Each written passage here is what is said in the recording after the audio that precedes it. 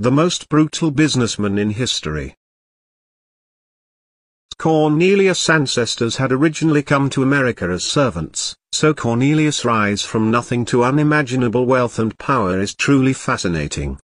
At the age of just 11 years old, Cornelius dropped out of school and went to work on his father's ferry in New York Harbor, which transported goods across the river. After learning the trade, Cornelius wanted to start his own business doing the same kind of thing. His mother was a farmer, and whilst she didn't have a lot of money, she had some savings which she agreed to loan to her son, $100 to be exact. Which would be enough for him to buy his own small sailboat. There was one caveat though: in order for Cornelius to get the loan from his mum, he had to clear an extremely rocky field so that she could farm it. Cornelius had always had an extremely strong work ethic, and so he immediately agreed, but it soon became clear removing so many rocks from the field was going to take too long. So, he managed to convince other local kids to help him with the job, and in return he promised they'd get free rides on his new boat.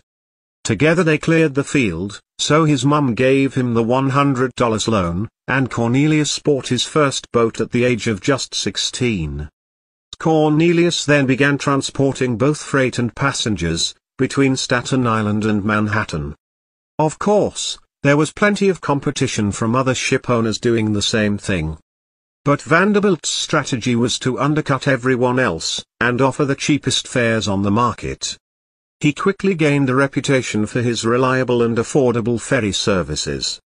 And, here's the crucial bit, after repaying back his mother for the loan, he reinvested all the profits he made back into the business.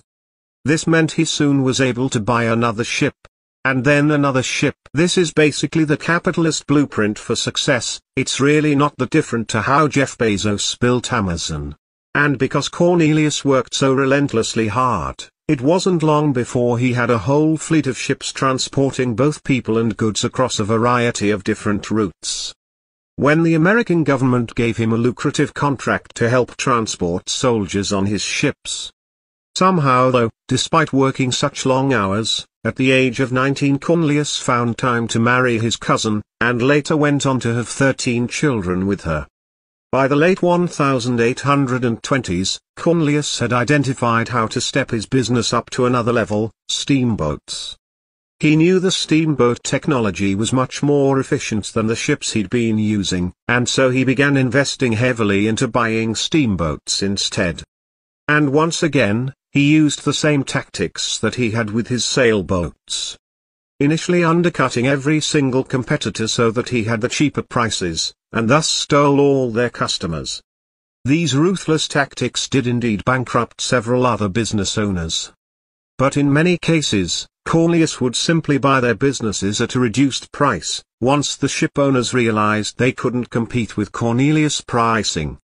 His lack of school education didn't help there either, as Cornelius struggled to write properly. And the way he looked and spoke was certainly not like how most of the upper class looked and spoke. But Cornelius used his working class beginnings to his advantage. He advertised his ships as the people's line, affordable ships for normal everyday people. After gold was discovered in California, literally hundreds of thousands of people were traveling there hoping to get rich, the largest mass migration in American history. But California wasn't yet linked to the rest of the country by rail, and Cornelius wanted to cash in on this, so he immediately began offering boat trips to California. Of course, several other people did too, but where Cornelius differentiated himself is that he found a new route to California via Nicaragua, which was about 600 miles shorter than the route via Panama everyone else was using. He agreed an exclusive deal with the government of Nicaragua, and as a result, Cornelius' trips were faster and cheaper than the competition, and thus he attracted far more customers. But in 1853 Cornelius did something that he'd basically never done before. He took a vacation.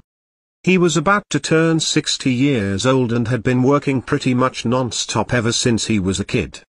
So he decided to finally have a proper break and bought a gigantic yacht to go on a tour of Europe with his family, and immediately, everything went wrong.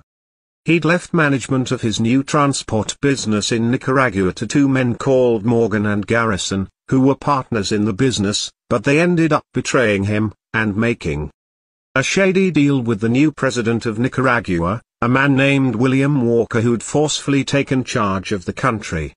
The deal basically meant Cornelius' exclusive rights to operate his ships throughout the country would instead be given to just Morgan and Garrison instead.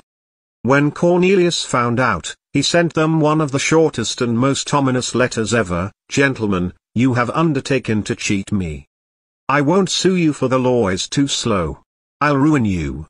Yours truly, Cornelius Vanderbilt." And that's exactly what he did. Cornelius immediately set up another transit company nearby and used his classic trick of offering ridiculously low prices to steal customers. He then refused to transport passengers to or from Nicaragua to create a blockade of the country. He also convinced the nearby countries to not recognize Walker's new government.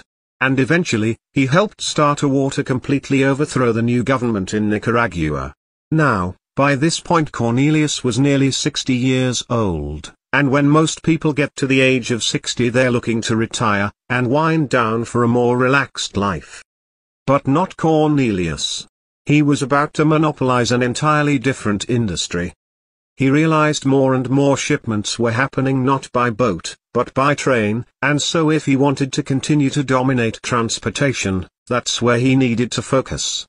So, Cornelius began selling off his fleet of ships, and instead began investing in railroads.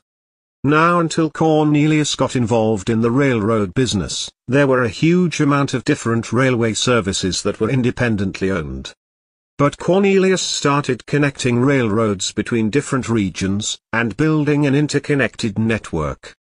He wanted to consolidate all these different railways into one giant railroad empire, and by doing this, he began to build a monopoly in railroad transportation. But around this time, Cornelius grew increasingly ill and became bedridden. Despite his weakened state, he was still his usual fiery aggressive self. At the time of his demise, his fortune was worth around $100 million, but adjusting for inflation, that today would have been around $200 billion. It's estimated that on paper, he had around 1/9 of all the American currency in circulation at the time. And yet despite that, he lived a relatively modest life. He consistently plowed almost all his income, and his time, into his business. When he passed away, around 90% of his fortune went to his oldest and favorite son, and then he split the rest between his other many children, most of which he viewed as weak and undeserving.